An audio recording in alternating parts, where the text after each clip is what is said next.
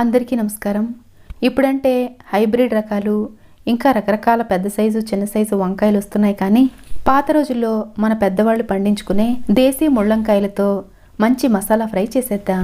పప్పుచారు సాంబార్ లాంటి వాటిలో సైడ్ డిష్లా తినడానికే కాకుండా నేరుగా అన్నంలో కలుపుకొని తినడానికి కూడా ఎంతో రుచిగా ఉండే ఈ ఫ్రై చేయడం కోసం ఇలా స్టవ్ మీద కడాయి పెట్టుకుని 1 స్పూను నూనె వేసి నూనె కాగిన తర్వాత 1/2 స్పూను మెంతులు వేసుకోవాలి. మెంతులు కొంచెం వేగిన తర్వాత 3 టేబుల్ స్పూన్ల మినప్పప్పు, 3 టేబుల్ స్పూన్ల వరకు పచ్చిశనగపప్పు, 1/2 కప్పు వరకు వేరుశనగ గుళ్ళు వేసి మంట లో ఫ్లేమ్లో ఉంచి ఇవి మంచి గోల్డెన్ కలర్లోకి వచ్చే వరకు కలుపుతూ వేయించుకోవాలి. ఇవి దాదాపు 70% వేగిన తర్వాత తినే కారానికి తగ్గట్టు 10 వరకు ఎండుమిర్చిలను తీసుకొని చిన్న చిన్న ముక్కలుగా కట్ చేసి వేసుకోవాలి. ఇప్పుడు ఇందులో 1 టీ స్పూన్ మిరియాలు కూడా వేసి 3 టేబుల్ స్పూన్ల ధనియాలు, 1 టీ స్పూన్ జీలకర్ర, చిన్న దాల్చిన చెక్క, 4 లవంగాలు వేసి మంట లో ఫ్లేమ్లో ఉంచి ఇవన్నీ చక్కగా వేగే వరకు కలుపుతూ వేయించుకోవాలి. ఈ దినుసులన్నీ లోపల వరకు చక్కగా వేగాలంటే మంట లో ఫ్లేమ్లో మాత్రమే ఉంచి వేయించుకోవాలి. ఇవి పూర్తిగా వేగిన తర్వాత స్టవ్ ఆఫ్ చేసుకొని 2 టేబుల్ స్పూన్ల వరకు ఎండు కొబ్బరి ముక్కలు వేసి ఈ కడాయికుండే హీట్కి ఇవి కొంచెం వేగేలాగా కలుపుతూ ఉండాలి. ఇప్పుడు ఇవి పూర్తిగా చల్లారిపోయిన తర్వాత మిక్సీ జార్లో వేసుకొని 7-8 వెల్లుల్లి రెబ్బలు కూడా వేసి రుచికి సరిపడా ఉప్పు కూడా ఇదే స్టేజ్లో వేసుకోవాలి. తర్వాత 1/2 స్పూన్ పసుపు కూడా వేసి ఇదంతా మెత్తని పౌడర్లా గ్రైండ్ చేసుకోవాలి. అయితే ఇక్కడ నేను తినే కారానికి తగ్గట్టు ఎండుమిర్చిలు వేశాను, కానీ మీకు కావాలంటే నేరుగా కారం కూడా వేసుకోవచ్చు. ఇప్పుడు దీన్ని పక్కన పెట్టుకున్న తర్వాత 1/2 కిలో ముళ్ళంకాయలని తీసుకోవాలి. ఈ దేశీ ముళ్ళంకాయలకి ఒక ప్రత్యేకమైన ఫ్లేవర్ ఇంకా టేస్ట్ కూడా ఉంటుంది. ఇవి దొరకని వాళ్ళు పొట్టిగా చిన్నగా ఉండే వంకాయలు ఏవైనా వాడుకోవచ్చు. ఇప్పుడు ఈ వంకాయలకు ఉండే ముళ్ళని జాగ్రత్తగా కట్ చేసుకొని మనం గుత్తి వంకాయకి ఎలా అయితే చేసుకుంటామో అదే విధంగా 4 భాగాలుగా చేసుకోవాలి. ఇప్పుడు వంకాయలు కడగడం కోసం నీళ్లు తీసుకొని ఇందులో 3 స్పూన్ల వరకు ఉప్పు వేసుకోవాలి. పుచ్చులేమీ లేకుండా చెక్ చేసుకున్న ఈ వంకాయల్ని ఈ నీళ్లలో వేసుకోవాలి. ఈ వంకాయల్ని నీళ్లలో మునిగేలాగా బాగా కడిగి బయటకు తీసేటప్పుడు నీళ్ళేమీ రాకుండా గట్టిగా పిండి బయటికి తీయాలి.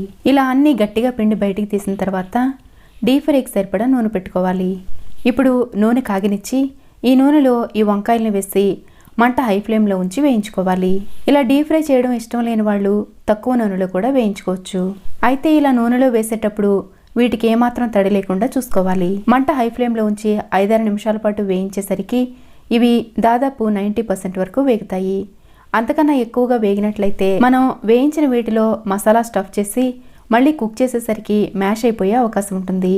అలాగని మరీ సరిగా కుక్ అవ్వకుండానే తీసేసినట్లయితే తర్వాత ఇవి ఉడకడానికి చాలా ఇబ్బంది అవుతుంది. అందుకే మరీ పూర్తిగా కుక్ అయిపోకుండా అలాగే పచ్చిదనం లేకుండా 90% వరకు కుక్ చేసుకోవాలి. ఇలా చక్కగా మగ్గిన వీటిని ఒక ప్లేట్లో తీసి పక్కన పెట్టుకోవాలి. ఇప్పుడు పూర్తిగా చల్లారని ఈ వంకాయల్లో మనం ప్రిపేర్ చేసి పెట్టుకున్న మసాలాని స్టఫ్ చేసుకోవాలి.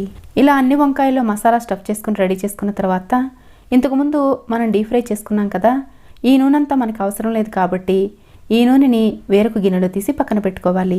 ఈ వంకాయల్ని వేయించడం కోసం మనకి ఎంత నూనె అయితే అవసరం అవుతుందో అంత ఉంచుకొని అప్పుడు మిగతా ప్రాసెస్ చేసుకోవాలి. ఇక్కడ నేను 2 టేబుల్ స్పూన్ల వరకు నూనె ఉంచాను. ఒకవేళ వంకాయలు వేయించేటప్పుడు నూనె తక్కువైనట్లు అనిపిస్తే మరి కొంచెం వేసుకోవచ్చు.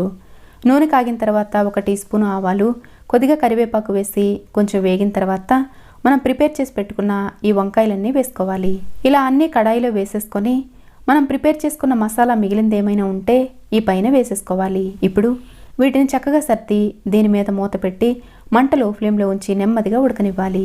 ఇందులో అసలు తేమేమీ ఉండదు కాబట్టి అడుగు పట్టేసే అవకాశం ఉంటుంది.